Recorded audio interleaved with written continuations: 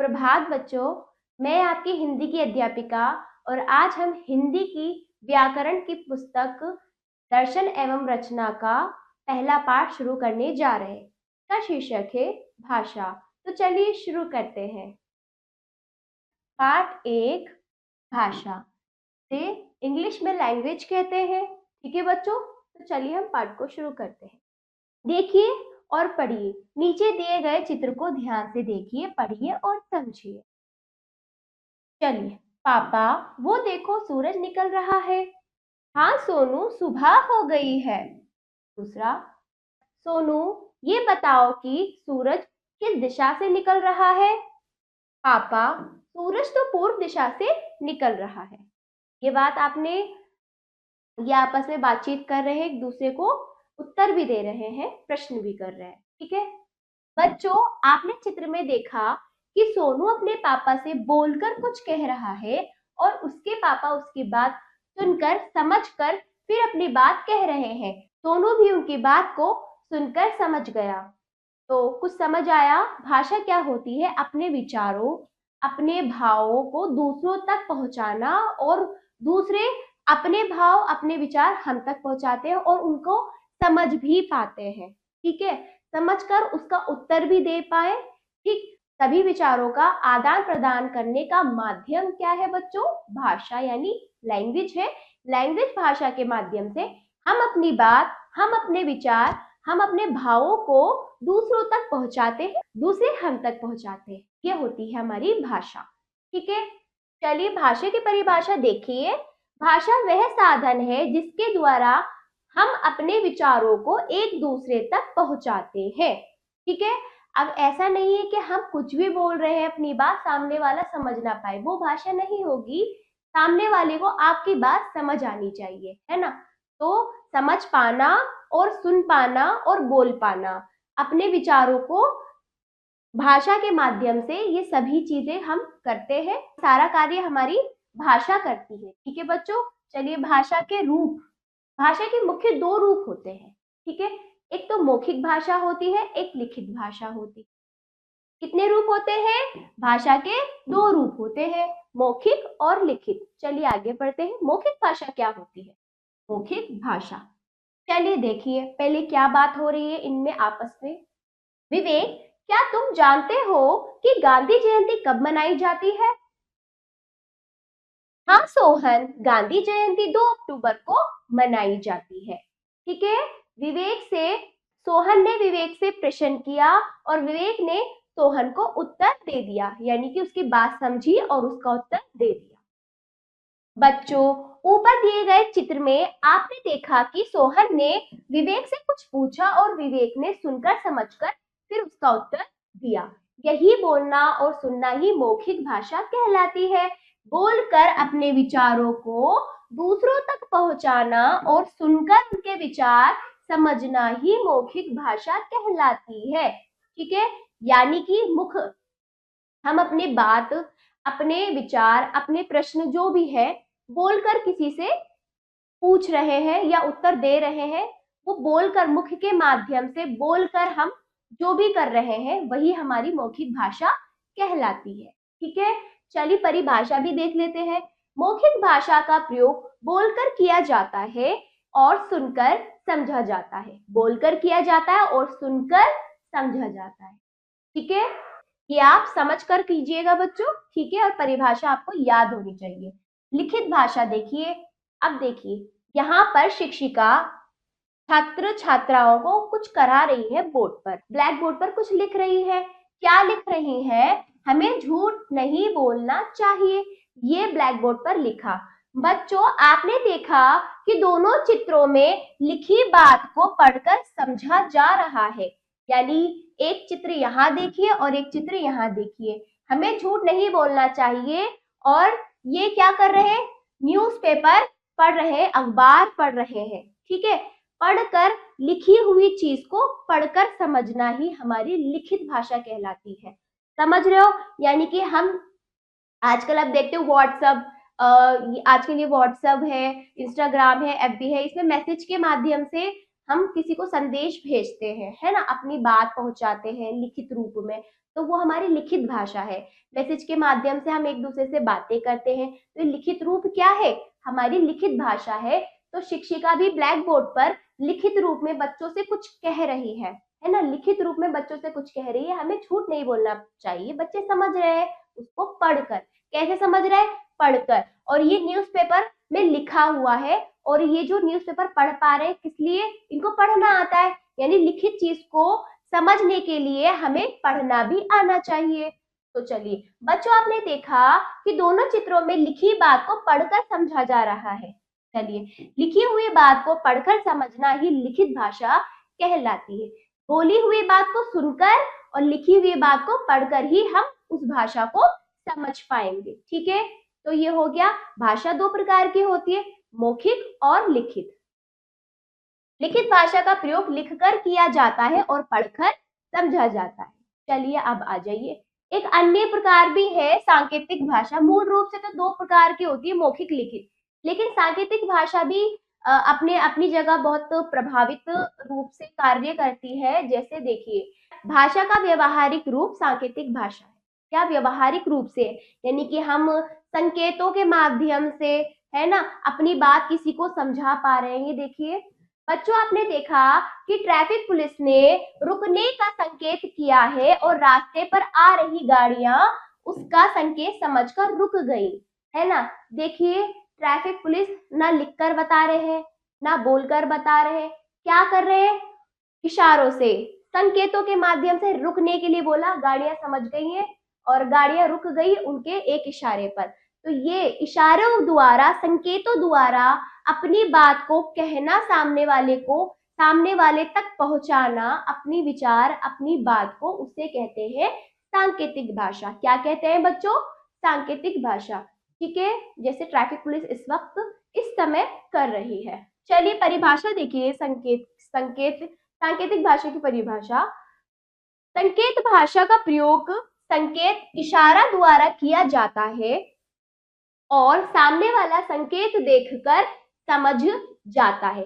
सांकेतिक भाषा इशारों द्वारा हम किसी को अपने बात समझाने का प्रयास करते हैं और सामने वाला उसको समझ भी पाए तो ही वो सांकेतिक भाषा होगी। यदि हम कहना तो चाह रहे हैं, कुछ भी इशारे करना चाह रहे, सामने वाला ना समझ पाए तो वे भाषा नहीं है। सामने वाले को आपकी बात समझ आनी चाहिए, चाहे वो मौखिक हो, चाहे वो लिखित हो, चाहे वो सांकेतिक, तो ही वो भाषा कहलाएगी। ठीक है बच्चों। चलिए बच्चों, मनुष्य की तरह जीव जंतु की भी अपनी बोलियां होती है। नीचे चित्र देखिए, नीचे चित्र देखिए। चलिए चित्र द्वारा देखिए, ये क्या है, मुर्गा है। मुर्गा बोल रहा है कैसे, कुकड़ू कू जब मुर्गा बोले, कुकड़ू कू जब मुर्गा बोले तब बच्चे आंखें खोले।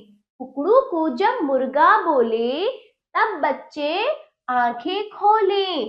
चू चू करती चिड़िया रानी, चू चू करती चिड़िया रानी, धोलो मुंह यह कहती नानी। ठीक है, ये इस प्रकार कविता बनाई गई है पक्षियों और पशु पक्षियों के ऊपर, उनकी भाषा व उनकी बोलियों के माध्यम से।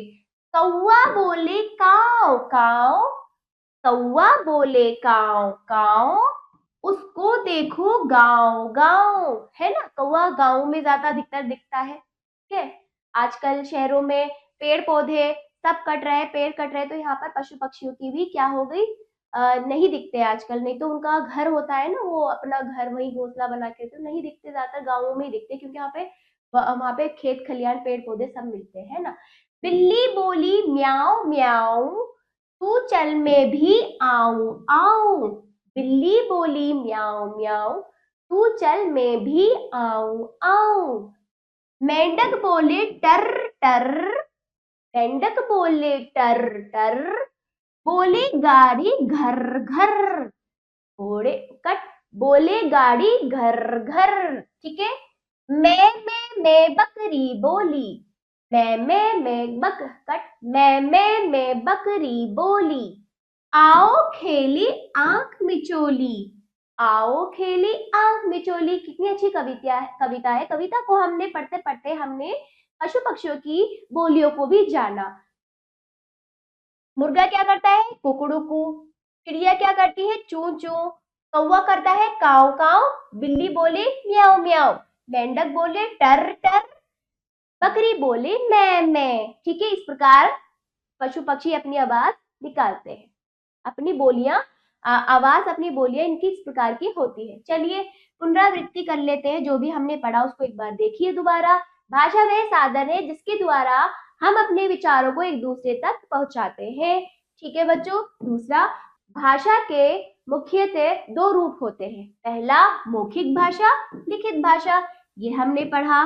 तीसरा, बोलकर अपने विचारों को दूसरों तक पहुंचाना और सुनकर उनके विचार समझना ही मौखिक भाषा कहलाती है। तीसरा, लिखी हुई बात को पढ़कर समझना ही लिखित भाषा कहलाती है। संकेत भाषा का प्रयोग संकेत द्वारा किया जाता है और सामने वाला संकेत देखकर समझ जाता है। ठीक है, ये हमने अच्छे से समझ लिया भाषा क्या होती है, कितने प्रकार की होती है और कौन सी भाषा का क्या रूप होता है, ये हमने इसमें अच्छे से समझ लिया। अब आइए आओ करें अभ्यास। अब हमें अभ्यास करना है जो भी हमने पढ़ा, समझा और जाना। चलिए सोचिए और बताइए। का देखिए प्रश्न नंबर का निम्नलिखित के उत्तर बताइए।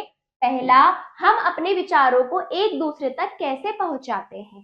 ठीक है। दूसरा, भाषा के मुख्य कितने रूप होते हैं।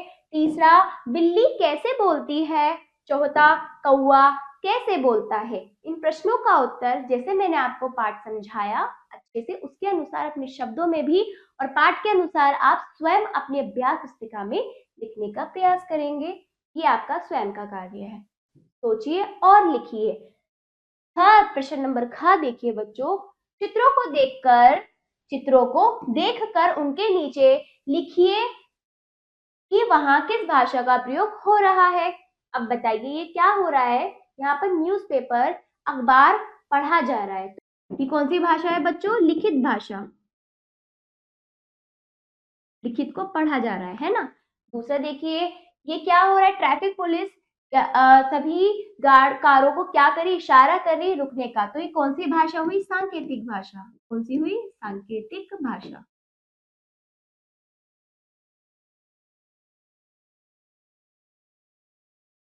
सांकेतिक भाषा। ठीक है। अगला ये क्या हो रहा है? अपनी बात माइक पर बोल रहे हैं, कुछ बोलने का प्रयास कर रहे हैं, कुछ समझाने का प्रयास कर रहे हैं बोलकर माइक पर। तो ये कौन सी भाषा हुई? मौखिक भाषा। कौन सी? मौखिक भाषा।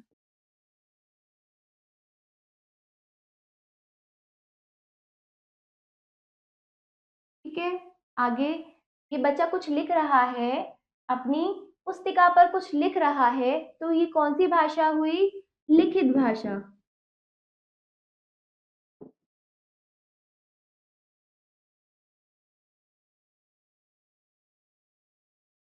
ठीक है। ये देखिए ये फोन मोबाइल फोन पे बात कर रहा है। क्या कौन सी भाषा? मोबाइल फोन पर हम जब बात करते तो बोल कर करते। तो ये कौन सी भाषा हुई? मौखिक। मुख के द्वारा बोली जाने वाली भाषा, मौखिक भाषा।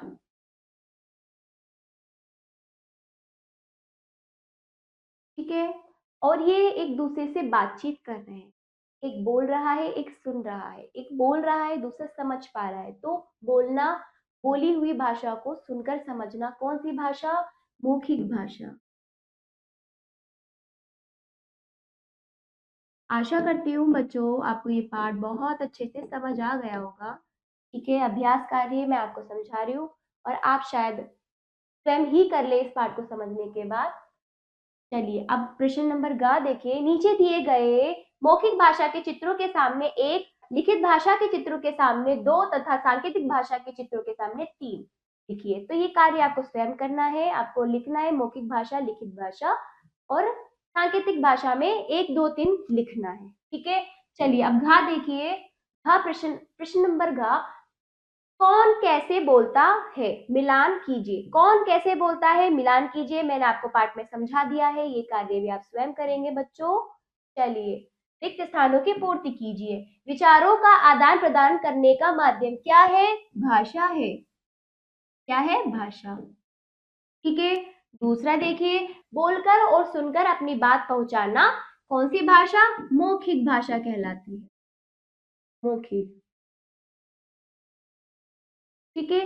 तीसरा देखिए, डैश और डैश अपने विचार एक दूसरे तक पहुंचाना ही लिखित भाषा कहलाती है।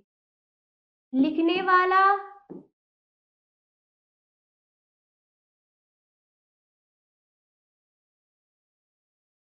और पढ़ने वाला,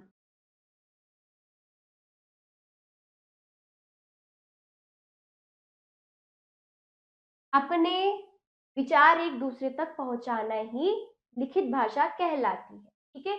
लिखने वाला जो लिख रहा है, उसको पढ़ने वाला समझ रहा है, ये दोनों एक दूसरे को अपने विचार पहुंचाते हैं, तो ये है लिखित भाषा कहलाती है। बाकी कार्य आप स्वयं करेंगे। ठीक है। ये पाठ यहीं पर समाप्त हुआ। आशा करती हूँ आपको ये पाठ अच्छे से समझ आया होगा। इसका अभ्यास कार्य आप जरूर कीजिएगा, पाठ को अच्छे से समझिएगा, फिर आप इसका अभ्यास जरूर कीजिएगा अपनी अभ्यास पुस्तिका में। तो अब हम मिलते हैं अगले पाठ पर। धन्यवाद।